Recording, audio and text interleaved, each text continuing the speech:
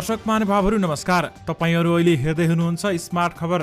आज मिति विक्रम सम्वत 2079 साल असार 21 गते मंगलबार, ईस्वी सम्वत 2022 जुलाई 5 तारिक। आजका मुख्य समाचार बारेमा जानकारी। आज देशभर कहाँ के हुँदैछ, केही राजनीतिक खबर, शिक्षा, स्वास्थ्य, खेलकुद र हैजा सम्बन्धी पनि महत्त्वपूर्ण जानकारी दिनेछौँ। दर्शक महानुभावहरू, काठमाडौँ महानगरपालिकामा हैजाका बिरामीहरू बढेका छन् र हैजा भित्रभित्रै फैलिएको बताइएको छ। यस बारेमा महत्त्वपूर्ण जानकारी। त्यसैगरी दर्शक महानुभावहरू, काठमाडौँ महानगरपालिकाका मेयर बालेन शाहमाथि पनि अहिले ठूला आरोपहरू आइरहेका छन्। यस बारेमा जानकारी। देशभर मौसमको अवस्था के कस्तो छ, बाढी पहिरोले देशभर के कति जनधनको क्षति पुर्याएको छ, कुन ठाउँहरूमा अहिले समस्या बढिरहेको छ र साथमा अर्थमन्त्री जनार्दन शर्माको राजीनामा पनि माग गरिएको छ। दर्शक महानुभावहरू, यस बारेमा तपाईहरुमा आजको भिडियोमा महत्त्वपूर्ण जानकारी गराउनेछौँ। दर्शक महानुभावहरू, हाम्रो मेहनतका लागि यो भिडियोमा एउटा लाइक अवश्य गर्नुहोला। त्यसैगरी यदि तपाईहरुले अहिलेसम्म हाम्रो च्यानल स्मार्ट खबरलाई सब्स्क्राइब गर्नुभएको छैन भने सब्स्क्राइब गर्नुहोला। साथै छेउमारेको बेल घण्टीमा क्लिक गरी अलमा क्लिक गर्न पनि नबिर्सिनुहोला। देशभित्रबाट हामीलाई हेरिरहनु भएको छ भने आफ्नो गाउँ ठाउँ सहर अनि जिल्लाको नाम लेखिदिनु होला। विदेशबाट हामीलाई हेरिरहनु भएको छ भने कुन देशबाट हेर्नु भएको छ त्यो कुरा पनि तलको कमेन्ट बक्समा कमेन्ट गरिदिनु होला। आउनुहोस् दर्शक महानुभावहरू, आजका मुख्य समाचार सुरु गरौँ। मुख्य समाचारका शीर्षकहरूबाट।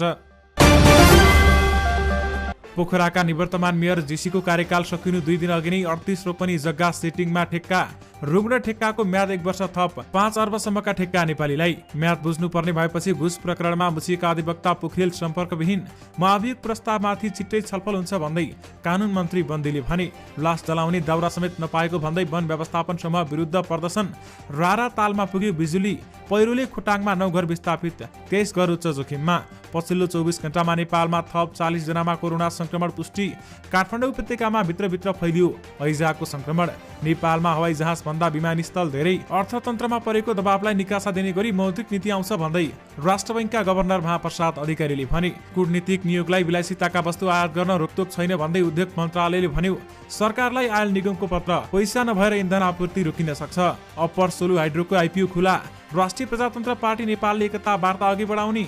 माओवादी केन्द्रीय कमिटी बैठकमा लेखनाथको प्रस्ताव, संसदवाद मान्ने हो भने पार्टीको नाम फेरौं। मन्त्री परिषद हेरफेरमा देखियो आफ्नो गुट बलियो बनाउन पद भागभण्डाको डरलाग्दो प्रवृत्ति। धनगढीको नगर सभामा मेयर उपमेयर बीच चर्काचर्की। आयल निगमको प्रस्ताव, मोटरसाइकललाई 5 लिटर तेल, सवारी साधनमा जोरबुजर प्रणाली। नेपाल टेलिकममा कर्मचारीको थेगी नसक्नु भार, तलबमै जान्छ वार्षिक 7 अर्ब भन्दा बढी। पेट्रोलियम पदार्थमा राजनीति। आयल निगममा निजी क्षेत्र घुसाउन चलखिल। शनिबार गाडीसहित सार्वजनिक विदाको घोषणा गर्न निगमको प्रस्ताव। हार स्वीकार्छु तर लोकतान्त्रिक प्रक्रियाबाट भाग्दिन भन्दै रविन्द्र मिश्रले भने। प्रचण्ड र माधव 16 महिनापछि जोडिने प्रयासमा। मन्त्री हेरफेरको साइड इफेक्ट, पार्टी छाड्ने मुडमा रेणु यादव। एमालेको असहमतिमा धनगढी उपमहानगरको बजेट पारित। करिश्मा मानन्दरको व्यङ्ग्य, इज्जत बचाउन कट्टु फुकालेर मुखमा छुप्नु जस्तो देखियो। संसदमा ओलीका 2 माग, राजेन्द्र छेत्री र जनार्दन शर्मा बारेमा छानबिन हुनै पर्छ। अर्थमन्त्री जनार्दन शर्माले राजीनामा नदिए प्रधानमन्त्रीले बर्खास्त गरून् भन्दै नेपाली कंग्रेसका महामन्त्री गगन थापाले भने।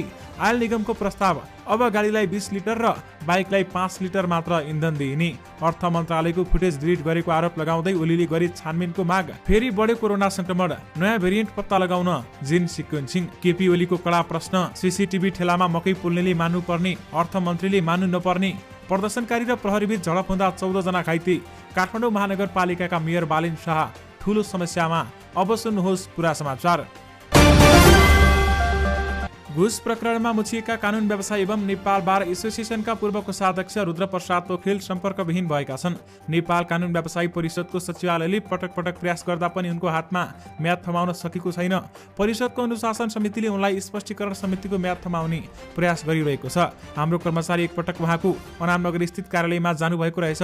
कार्यालय बन्द छ। नेपाल कानुन व्यवसायी परिषदका एक सदस्यले भनेका छन्, फोन स्विच अफ भएको छ, उहाँ सम्पर्कमा हुनुहुन्न। केही नलागेपछि हामीले हुलाकबाट रजिस्टर गरेर चिठी पठाएका छौं भन्दै बताइएको छ। परिषदको सचिवालयले अहिले उनले कानुन व्यवसायको प्रमाणपत्र लिँदाको ठेगाना चिठी पठाएको हो भने उनको इमेलमा समेत पत्राचार भइसकेको स्रोतले बताएको छ। हुलाकबाट पठाएको चिठी वा उनी उनको परिवारको सदस्यले बुझ्नुपर्ने हुन्छ। हुलाकबाट समेत चिठी फिर्ता आएमा सञ्चार माध्यमहरूबाट सार्वजनिक सूचना निकाल्ने तयारी भएको परिषद स्रोतले बताएको छ। दर्शक महानुभावहरू, इच्छाराज तामाङलाई धरोटीमा बाहिर निकाल्ने कुरा भएको थियो र त्यहाँ 10 करोड मागिएको अडियो पनि सार्वजनिक भएको थियो। उक्त विवादको विषयमा यस्तो खबर आएको हो। नेपाल आयल निगमले घाटा चुलिएर थेक्नै नसक्ने अवस्था बनेको भन्दै प्रधानमन्त्री र उद्योग वाणिज्य तथा आपूर्ति मन्त्रीको ध्यानाकर्षण गराएको छ। सोमबार दुवै निकायमा पत्राचार गर्दै निगमले आर्थिक स्रोतको जोहो नभई निकट भविष्यमा इन्धन आपूर्ति प्रभावित हुन सक्ने चेतावनी दिएको छ भने निगमका कार्यकारी उमेश प्रसाद थानीले लेखेको पत्रमा भनिएको छ, विषम परिस्थितिमा निगमलाई ठूलै स्रोतबाट आवश्यक रकम उपलब्ध हुन सकेन। मूल्य समायोजन पनि हुन नसकेको हुँदा निकट भविष्यमा नै पेट्रोलियम पदार्थको आपूर्तिमा समस्या हुन सक्छ। घाटा धान्नै नसकिने अवस्थामा पुगेको भन्दै निगमले यसबाट बस्नका लागि स्वदेशमा इन्धन खपत कम गर्नुको विकल्प नभएको पनि पत्रमा उल्लेख गरेको छ भने चालु आर्थिक वर्षको अन्त्यसम्म निगम 55 अर्ब रुपियाँ नोक्सानीमा जाने देखिएको भन्दै पत्रमा भारतलाई इन्धन खरिदको भुक्तानी गर्नुपर्ने रकम 30 अर्ब नागेको पनि उल्लेख गरिएको छ। विशेष गरी सरकारलाई आयल निगमले पत्र लेख्दै पैसा नभएर इन्धन आपूर्ति रोकिन सक्छ भन्दै बताएको छ।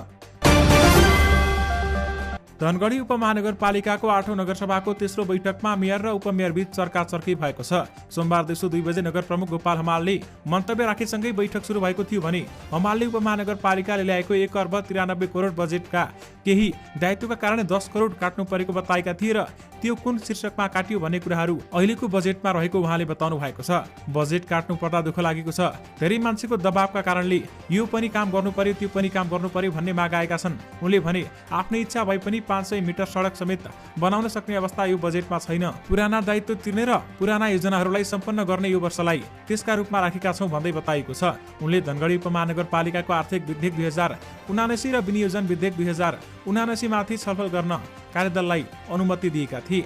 त्यसपछि उपप्रमुख कन्दकला राणाले मन्तव्य राखेकी थिइन्। उनले योजना तर्जुमा र बजेट बनाउने बेलामा मेयरले आफूसँग समन्वय नगरेको भन्दै आपत्ति जनाएकी थिइन्। बजेट योजना तर्जुमा र नीतिका बारेमा कुनै पनि सरसल्लाह छैन। मेयर साहबले नीति बनाउँदाखेरि बनाउनु भयो, मेयर साहबको अधिकारको कुरा हो, मैले समर्थन गरेँ। त्यही नीतिलाई टिकेर आएको बजेट तर्जुमाको संयोजक उपमेयर हो, तर धेरै पटक सम्पर्क गर्न खोजे, कहाँ हुनुहुन्छ मेयर साहब भनेर हाकिम र मेयर साहब बसेर अन्तै कार्यक्रम बनाउनु भयो भन्दै उनले भनिन्। उनले संविधानले दिएको हक र अधिकार किन खोसियो भन्दै प्रश्न पनि गरिन्। उपमेयर राणाले प्रमुख प्रशासकीय अधिकृत र मेयरले फोन नउठाउने गरेको पनि बताइन् र त्यसपछि पुनः बोल्दै मेयर हमालले हामी बसेका ठाउँमा उहाँ मेडम आफै आएर उहाँले बनाएको बजेट हो भन्दै भने हमालले त्यो बजेट कार्यपालिकामा आएर प्रस्तुत भएको पनि बताएर योजनाहरू सम्बन्धित शाखाबाट विज्ञले बनाए अनुसार हालिएको प्रश्न पारे। योजना शाखाका विज्ञहरूले योजना बनाएका हुन्, बजेटमा मेरो कुनै पनि स्वार्थ छैन। बजेट काट्नु परेकाले 10 दिन लाग्यो, कर्मचारीलाई सोधेर बजेट काटिएको भन्दै उनले भनेका छन्। हमालले फुर्सद नभएर उपमेयरसँग थप छलफल गर्न नसकेको बताउनु भएको छ। यद्यपि दुवै बीच बैठकमै चर्काचर्की भनी परेको थियो। दर्शक महानुभावहरू, पेट्रोलियम पदार्थमा घाटा बढ्दै गएपछि नेपाल आयल निगमले सरकारलाई पेट्रोलियम पदार्थको खपत घटाउन सुझाव दिएको छ। निगमले मोटरसाइकललाई 5 लिटर तेल दिनेदेखि सवारी साधन जोरबुजोर प्रणालीमा लैजानेसम्मको सुझाव दिएको हो। सोमबार पेट्रोलियम पदार्थको खपत घटाउने उपाय बारेमा उद्योग वाणिज्य तथा आपूर्ति मन्त्रालयमा लिखित सुझाव दिएको निगमका कार्यकारी निर्देशक उमेश प्रसाद थानीले जानकारी दिनुभएको छ। निगमले सार्वजनिक तथा अत्यावश्यक सेवाका सवारी साधन बाहेक सरकारी तथा निजी सवारी साधनहरूलाई जोरबुजोर प्रणालीमा सञ्चालन गर्न प्रस्ताव गरेको छ भने देशका प्रमुख सहरहरूमा प्रत्येक शनिबार गाडी रहित सार्वजनिक बिदाको दिन घोषणा गर्नुपर्ने निगमको भनाइ समेत रहेको छ। विशेष गरी अबदेखि मोटरसाइकललाई 5 लिटर र सवारी साधन अथवा गाडीहरूलाई 20 लिटर तेल दिने बताइएको छ र साथमा जोरबुजोर प्रणाली पनि लागू हुन सक्ने बताइएको छ। दर्शक महानुभावहरू, यस बारेमा तपाईहरूको धारणा के छ हामीलाई यो भिडियोको कमेन्ट बक्स मार्फत बताउनु भने नबिर्सनुहोला। अभिनेत्री करिश्मा मानन्दरले काठमाडौँ महानगरमा फुटपाथमा बसेका साना व्यवसायीलाई महानगर प्रहरीले हटाएको घटनालाई केन्द्रमा राख्दै सामाजिक सञ्जाल मार्फत असन्तुष्टि जनाएकी छन्। आफू पनि काठमाडौँको रैथाने बासिन्दा भएको उल्लेख गर्दै आफूले नबुझेको केही कुरा उठाएको उनको भनाइ छ भने महानगर सफा हुनुपर्छ, सही हो। हामीले आफ्ना करोडौं पर्ने जग्गा घर भत्काउन दिएर बाटो फराकिलो बनाउन सहयोग गरौं, सही हो। उनले लेखेकी छन्, बाटोमा हिँड्ने ठाउँ ओगटेर पसल राख्नु हुँदैन, त्यो पनि सही कुरा हो। तर गाउँ छाडेर सहरमा गरी खान मानिस किन आउँछन् भन्ने प्रश्न पनि उनले उठाएकी छन्। उनले लेखेकी छन्, गाउँमा स्वास्थ्य छैन, शिक्षा छैन, बाटो छैन, सिँचाइ छैन, दैवी प्रकोपमा परेकाहरूको लागि घाँस पास कपास छैन, उनीहरूले समयमा क्षतिपूर्ति पाउँदैनन्, त्यो समयसम्म उनीहरूका केटाकेटीले नपढ्ने, त्यस्ता व्यक्तिले आफ्नो लागि आफैले जोहो गर्नुपर्ने अवस्था रहेको उल्लेख गर्दै उनले ऊ अशिक्षित छ, गरिब छ, लाचार छ भनेर जे पनि गर्न मिल्छ भन्ने प्रश्न समेत गरेकी छन्। यो काठमाडौँको मात्र समस्या नभएर भविष्यमा हरेक महानगरको समस्या हुने उनको भनाइ समेत रहेको छ। यो त इज्जत बचाउन कट्टु फुकालेर मुख छोपी जस्तो देखियो भन्दै करिश्माले कडा व्यङ्ग्य गरेकी छन्। दर्शक महानुभावहरू, प्रतिनिधि सभामा सोमबार 100 मिनेट सम्बोधन गरेका प्रतिपक्षी दलका नेता केपी शर्मा ओलीले पूर्व प्रधान सेनापति राजेन्द्र छेत्री र वर्तमान अर्थमन्त्री जनार्दन शर्मा बीच सांसदले समिति बनाएर छानबिन गर्नुपर्ने माग गरेका छन्। अमेरिकी स्टेट पार्टनरशिप प्रोग्राममा सहभागी हुन सरकारलाई जानकारी नै नदिई अमेरिकी दूतावासमा पत्राचार गरे बापत तत्कालीन सेनापति छेत्रीमाथि सांसदले छानबिन गर्नुपर्ने ओलीको माग छ भने त्यसैगरी बजेटमा अनाधिकृत व्यक्तिलाई घुसाएर करका दायरा हेरफेर गरेको अनि सीसीटीभी फुटेज डिलिट गरेको अभियोगमा अर्थमन्त्री जनार्दन शर्मामाथि संसदीय छानबिन समिति नै बनाएर जाँचबुझ गर्नुपर्ने ओलीले संसद समक्ष माग गरेका छन्। सुरुमै इनफ इज इनफ भन्दै अति भएपछि बोल्नु परेको ओलीले बताएर उनी सबैभन्दा बढी आक्रोशित पूर्व प्रधान सेनापति राजेन्द्र छेत्री र अर्थमन्त्री जनार्दन शर्मासँग देखिएका थिए। कानून न्याय तथा संसदीय मामिला मन्त्री गोविन्द प्रसाद शर्मा कोइराला, गोविन्द बन्देली, प्रधान न्यायाधीश चोलेन्द्र शमशेर जबरा विरुद्ध दर्ता भएको महाभियोग प्रस्ताव बारेमा संसदमा छिट्टै छलफल हुने बताएका छन्। प्रमुख प्रतिपक्षी दल नेकपा एमालेले सो महाभियोग प्रस्ताव तत्काल छलफलमा ल्याउन सरकारलाई दबाब दिइरहेको बेलामा कानून मन्त्री बन्देले बजेट छलफलका कारण महाभियोग प्रस्ताव छलफलमा ढिलाइ भएको दावी गरेका छन्। संसदको बजेट पारित गराउनु पर्ने पहिलो दायित्व थियो, अब त्यो पास भइसकेको छ।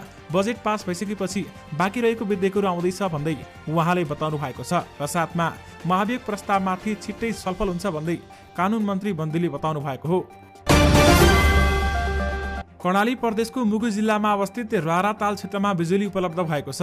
नेपाल विद्युत प्राधिकरणले सो जिल्लाको 2990 मिटर उचाइमा अवस्थित रारा ताल क्षेत्रमा विद्युत पुर्याएको हो। प्राधिकरणले आफ्नो स्वामित्वमा मुगुमा रहेको 400 किलोवाट क्षमताको गमगाड जलविद्युत गृहबाट उत्पादित करिब 25 किलोमिटर लामो प्रसारण लाइन निर्माण गरी आजदेखि रारा क्षेत्रका ग्राहकहरूलाई विद्युत उपलब्ध गराइएको जानकारी गराइएको छ।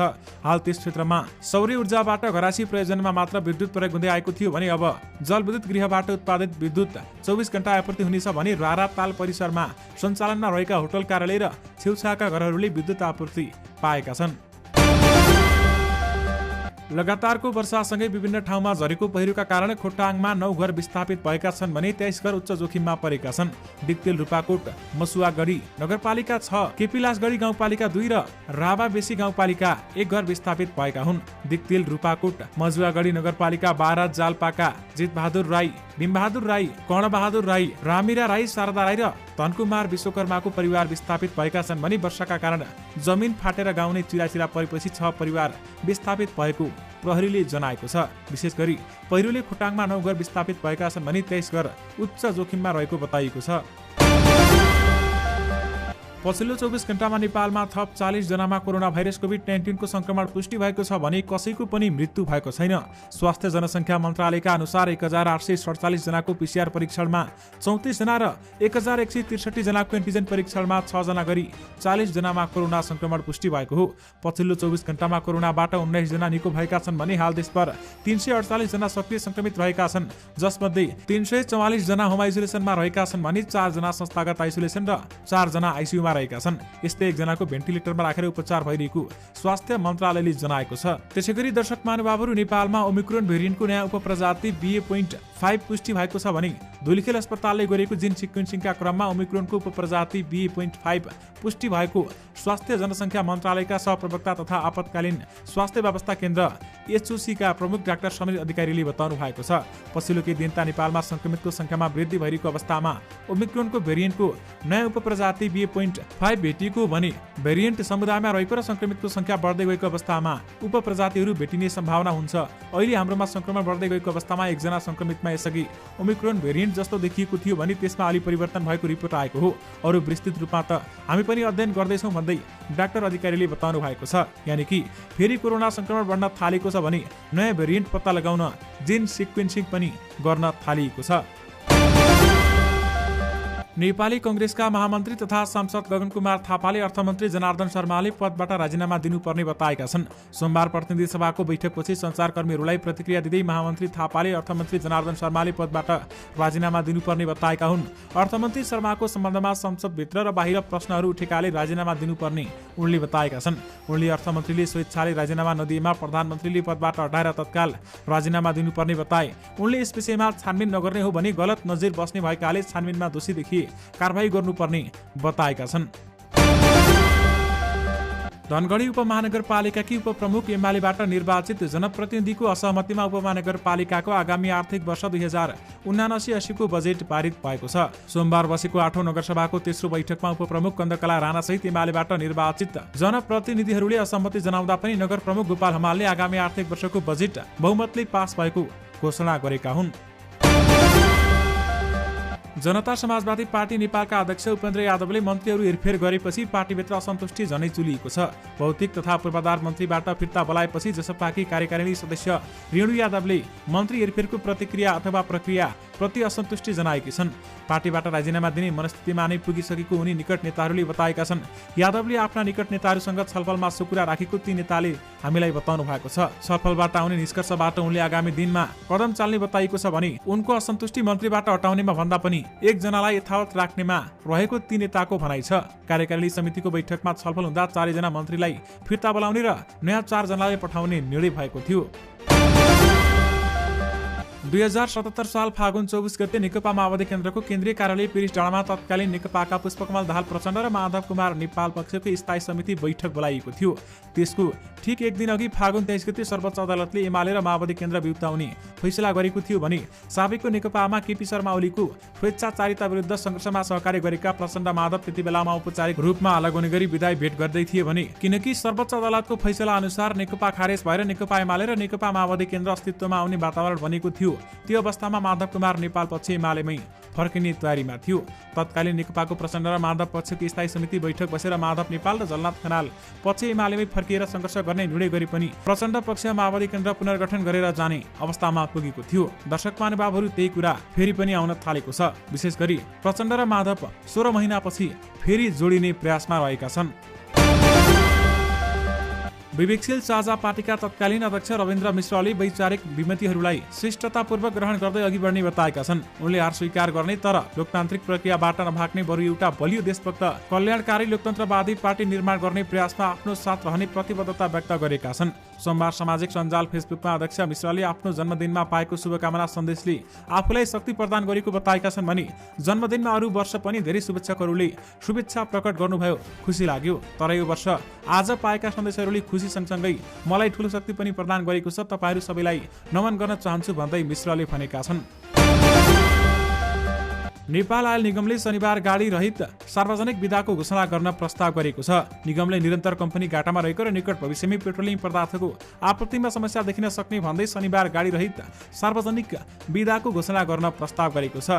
यस्तै निगमले सार्वजनिक तथा अत्यावश्यक सेवाका सवारी साधनहरू बाहेक सरकारी तथा निजी सवारी साधन जोरबुजर प्रणालीमा सञ्चालन गर्न पनि प्रस्ताव गरेको छ। त्यसैगरी लामो समयदेखि घाटा बेहोरिरहेको नेपाल आयल निगममा निजी क्षेत्र घुसाउने खेल सुरु भएको खुलेको छ भने सरकारले निरन्तर घाटा बेहोरिरहेको निगममा साझेदारका रूपमा निजी क्षेत्रलाई निश्चित प्रतिशत सेयर दिएर घुसाउने प्रक्रिया अघि बढाएको खुलेको छ। यसका लागि योजना आयोगका उपाध्यक्ष विश्व पौडेलको नेतृत्वमा अध्यक्ष टोली गठन समेत भइसकेको छ भने उद्योग वाणिज्य तथा आपूर्ति मन्त्री दिलेन्द्र प्रसाद बडुले हामीसँग गरेको कुराकानीमा आयल निगमको निश्चित प्रतिशत सेयर निजी क्षेत्रलाई दिने योजना बनिरहेको पनि बताएका छन्। विशेष गरी आयल निगममा निजी क्षेत्र घुसाउन चलखेल भन्दै पेट्रोलियम पदार्थमा राजनीति गरिएको बताइएको छ। नेकपा माओवादी केन्द्रका केन्द्रीय सदस्य लेखनाथ न्यौपानेले माओवाद र संसदवाद सँगै जान नसक्ने भन्दै एकलाई छोड्नुपर्ने बताएका छन्। माओवादी केन्द्रको जारी केन्द्रीय कमिटिको दोस्रो दिनको बैठकमा बोल्दै न्यौपानेले माओवाद र संसदवाद मध्ये एउटा छाड्ने पर्ने बताएका छन्। माओवाद र संसदवादलाई सँगै लैजानु भनेको सिद्धान्तमा स्पष्ट नहुनु हो, हामीले एउटा बात छोड्नुपर्छ। उनले भने अब संसदवादलाई छोड्न नसक्ने होला, त्यसैले पार्टीको नाम परिवर्तन गर्नुपर्छ भन्दै बताइएको छ। राष्ट्रिय प्रजातन्त्र पार्टी नेपालले एकताका लागि छलफल सुरु गर्ने पार्टीको वार्ता समितिलाई निर्देशन दिएको छ। सोमबार बसेको पार्टीको केन्द्रीय सचिवालयको बैठकले समान विचारधारा भएका राजनैतिक दल समूह र व्यक्तिसँग एकता र सहकारीका लागि वार्ता सुरु गर्न समितिलाई निर्देशन दिएको हो। राप्रपा नेपालले समान विचारधारा भएका राजनैतिक दल समूह र व्यक्तिसँग एकता र सहकारीका लागि वार्ता गर्न उपाध्यक्ष राजीव प्राजुलीको संयोजक प्रवक्ता द्वय सुरेश आचार्य विक्रम बम र सहमहामन्त्री प्राध्यापक नरप्रसाद थापा सम्मिलित वार्ता समिति बनाएको थियो। Upper Solu Hydro Electric Company लिमिटेडको आइपिओ खुला भएको छ। कम्पनीको 18,20,475 किता साधारण शेयरका लागि सोमबारदेखि आवेदन खुला भएको हो भने कम्पनीको कुल 1 अर्ब 35 करोड पुँजीबाट 24.5% अर्थात् 33,07,500 किता साधारण शेयर निष्कासन गरिएको थियो। यसमध्ये 13,50,000 किता शेयर आयोजना प्रभावित क्षेत्रका बासिन्दाका लागि बाँडफाँड गरिएको छ भने 29,150 किता कम्पनीका कर्मचारीलाई बाँडफाँड गरिएको छ। नेपाल राष्ट्र बैंकका गभर्नर महाप्रसाद अधिकारीले अर्थतन्त्रको दबदबालाई निकासा दिने गरी आगामी आर्थिक वर्षको मौद्रिक नीति आउने बताएका छन्। सोमबार आगामी मौद्रिक नीतिको सुझाव सङ्कलन गर्न नेपाल राष्ट्र बैंकले आयोजना गरेको कार्यक्रममा गभर्नर अधिकारीले पछिल्लो समय अर्थतन्त्रका सबै सूचकमा दबाव रहेको उल्लेख गरेका छन् र उनले अहिले अर्थतन्त्रमा परेको प्रभावलाई सम्बोधन गर्न विश्वभरका अर्थशास्त्रीले ल्याएका सिद्धान्त यसै वर्ष प्रयोगमा आउने अवस्था रहेको भन्दै ठट्टा समेत गरे। राष्ट्र बैंकले मौद्रिक नीति असार अन्तिममा ल्याउने तयारी गरेको भन्दै उनले त्यो सम्भव नभए साउनको पहिलो साता मौद्रिक नीति ल्याउने समेत बताएका छन्। दर्शक महानुभावहरू, नेपालको आन्तरिक उडानमा हवाई जहाजको तुलनामा विमानस्थलको संख्या अधिक पुगेको छ। नेपाल नागरिक उड्डयन प्राधिकरणको तथ्याङ्क अनुसार अहिले देशभर त्रिभुवन विमानस्थल सहित 53वटा विमानस्थल निर्माण सम्पन्न भइसकेका छन् भने तर 33वटा मात्र सञ्चालनमा छन्। 20वटा विमानस्थलमा जहाज उड्दैनन्। यता आन्तरिक उडानमा हवाई जहाजको संख्या भने 52वटा रहेको छ।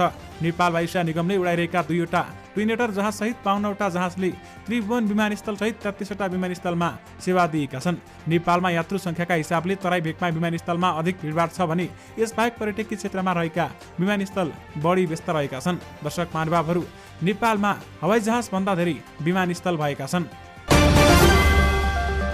दर्शक महानुभावहरू, काठमाडौँमा 1 असारमा बाग बजारमा बस्ने 2 दिदी बहिनीलाई झाडा पखाला भएको थियो। राति पटक पटक झाडा बान्ता भएपछि नजिकै रहेको मोडेल अस्पताल पुगे। उनीहरूको उपचारको क्रममा दिशामा हैजाको जीवाणु देखियो। थप उपचारको लागि मोडेल अस्पतालले 2 असारमा शुक्रराज ट्रपिकल तथा सर्वरोग अस्पतालमा रिफर गरेको थियो। अस्पतालका consultant physician doctor Bimal Sharma चालिसेका अनुसार अस्पताल आइपुग्दा उनीहरूको स्वास्थ्य अवस्था गम्भीर बनिसकेको थियो भने अस्पतालको आकस्मिक कक्षमा भर्ना गर्दा उनीहरूको रक्तचाप एकदमै न्यून थियो भन्दै डाक्टर चालिसेले भने आइसियुमा राखेर थप उपचार सुरु गर्यौं। त्यसपछि अरू व्यक्तिहरू पनि हैजाको बिरामी भएर आउनु भएको थियो। अहिले भने काठमाडौँ उपत्यकामा हैजाको बिरामी 19 देखि 20 जनासम्म पुगिसक्नु भएको छ र काठमाडौँ उपत्यकामा भित्रभित्रै हैजाको संक्रमण फैलिएको छ भन्दै बताइएको छ। दर्शक महानुभावहरू, विशेष गरी तपाईहरूले पानी खाँदा तताएर खाने गर्नुहोला, त्यसबाट हैजा फैलिएको भन्ने अहिले आशंका आएको छ। दर्शक महानुभावहरू, यसबारेमा तपाईहरूको धारणा पनि हामीलाई यो भिडियोको कमेन्ट बक्स मार्फत बताउन पनि नबिर्सनुहोला। वीरगञ्जमा सबैया साझेदारी वन व्यवस्थापन समूह विरुद्ध प्रदर्शन भएको छ। सार्वजनिक सरकार संघर्ष समितिको आह्वानमा प्रदर्शन गरिएको भने वीरगञ्ज महानगरपालिका 28, 29, 30, 31, पर्सागढी नगरपालिका 3, 4, 5 र 9 का बासिन्दा प्रदर्शनमा सहभागी थिए। वन व्यवस्थापन समूहको अधिवेशन यथाशीघ्र गर, हालसम्मको आयव्यय विवरण सार्वजनिक गर, भवन निर्माणमा भएको मन्त्री परिषदको निर्णय सार्वजनिक गर, उपभोक्ताको सद्गतमा दिइने दाउरा जाति धर्म पार्टी ठाउँ नहेरी निशुल्क र निष्पक्ष दिनुपर्ने लगायत माग राखेर प्रदर्शन गरेका हुन्। दर्शक महानुभावहरू, त्यहाँको तस्बिर तपाईहरूले स्क्रिनमा देखिरहनु भएको छ। पोखरा महानगरका निवर्तमान मेयर मानबहादुर जीसीले कार्यकाल सकिनु अघि 2 दिन अघि 38 रोपनी सरकारी जग्गा चोरबाट ठिक्का लगाएको पाइएको छ। राष्ट्र बैंक चोक स्थित पोखरा पर्यटन बस पार्क, गल्फ कोर्स र पृथ्वी चोक स्थित यातायात व्यवस्था कार्यालय नजिकै रहेको सवारी ट्रायल सेन्टरमा रहेको जग्गा मेयर जीसी आफैले सम्झौता गरेर जेठ 3 गते ठिक्का लगाएका हुन्। 30 गते स्थानीय तहको चुनाव भएपछि जेठ 5 गते निवर्तमान मेयर जीसीको कार्यकाल सकिँदै थियो भने जेठ 11 गते मात्र पोखरामा दण्डाधिकारी निर्वाचित भएका हुन् भन्दै बताइएको छ। विशेष गरी पोखराका निवर्तमान मेयर जीसीको कार्यकाल सकिनु 2 दिन अघि 38 रोपनी जग्गा सेटिङमा ठिक्का लगाइएको बताइएको हो। अनावश्यक खर्च उत्पादनमा कमी र राजनीतिक नियुक्ति तथा कर्मचारीको भर्ती केन्द्र बनेकै कारण सरकारी संस्थाहरू एकपछि अर्को गर्दै दराइसी बन्दै गरिएका छन्। चाहे त्यो नेपाल वायुसेना निगम होस् या खाद्य व्यवस्था तथा व्यापार कम्पनी लिमिटेड, नेपाल आयल निगम वा अन्य यस्तै प्रकारका दर्जनौं संस्था किन नहुन्। दर्शक महानुभावहरू, यद्यपि अहिले भने नेपाल टेलिकममा कर्मचारीको थेगी नसक्नु भार बढेको छ भने तलबमै वार्षिक 7 अर्ब भन्दा बढी जान्छ भन्दै बताइएको छ। अछामको पञ्चदेवल विनायक 4 का 15 वर्षीय विनोद साईको मृत्यु प्रकरणलाई लिएर पीडित पक्ष र प्रहरीबीच झडप भएको छ। झडपमा परि जिल्ला प्रहरी कार्यालयका 14 जना प्रहरी घाइते भएका छन् भने विनोदको न्यायका लागि सदरमुकाम मंगल सेनमा सोमबार प्रदर्शन भएको थियो भने प्रदर्शनकारीहरूले सरकारी वकिल कार्यालय र जिल्ला अदालत अछाममा ढुङ्गामुढा गर्दा 14 प्रहरी घाइते भएको जिल्ला सूचना प्रहरी अधिकारी प्रहरी निरीक्षक कैलाश विष्टले जानकारी दिनुभएको छ। दर्शक महानुभावहरू, यससँगै तपाईहरुमा आजका सबै मुख्य समाचारहरू राखिसकेका छौं। फेरि पनि तपाईहरुमा नयाँ मुख्य समाचारको साथमा उपस्थित हुने नै छौं। अहिलेलाई भने मलाई बिदा दिनुहोस्। नमस्कार।